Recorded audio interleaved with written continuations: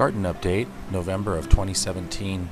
Here are my raised beds with vertical trellises. I'm growing cucumbers. These are going about 10 foot up the trellis. We've got 3 different varieties of Japanese cucumbers. This is Yamato Sanjaku, which basically it's a 3-foot long variety from the Yamato prefecture in Japan. And this is a traditional variety, very small seed cavity, excellent flavor. Supposed to harvest them at around 2 foot long. Got lots of little fruit setting. Excited to try one of these.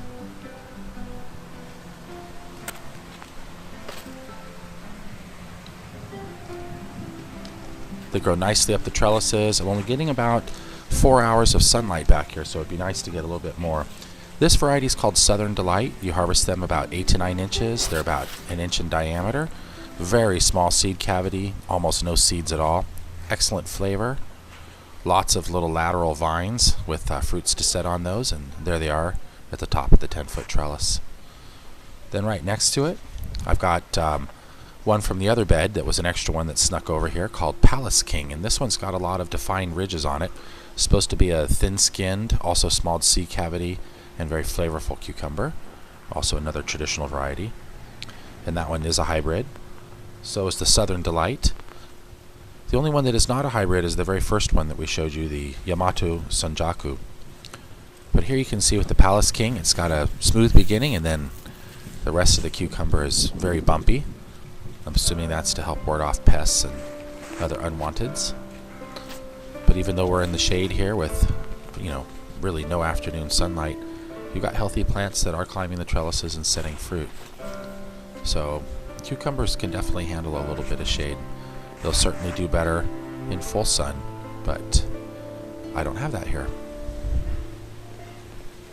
I can only garden around the perimeter of the yard, so it's important to use what space you do have. In between these cucumbers reaching up, I've got the next generation coming in, so we'll have fruit continuously. The Kitazawa Seed Company can be found online.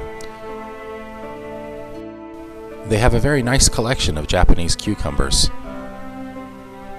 Here we've got some tomatoes going vertically up the trellises in a space that otherwise wouldn't be utilized. Up on the deck in grow buckets, we've got yellow squash growing vertically. They're suspended by strings on the poles that are attached to the back of the buckets.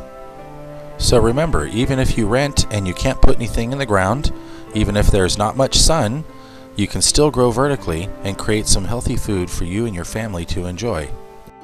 For best gardening results, try and make your own compost. Here I've made compost bins out of pallets and chicken wire. I get finished compost in 6 weeks that helps to supercharge my garden.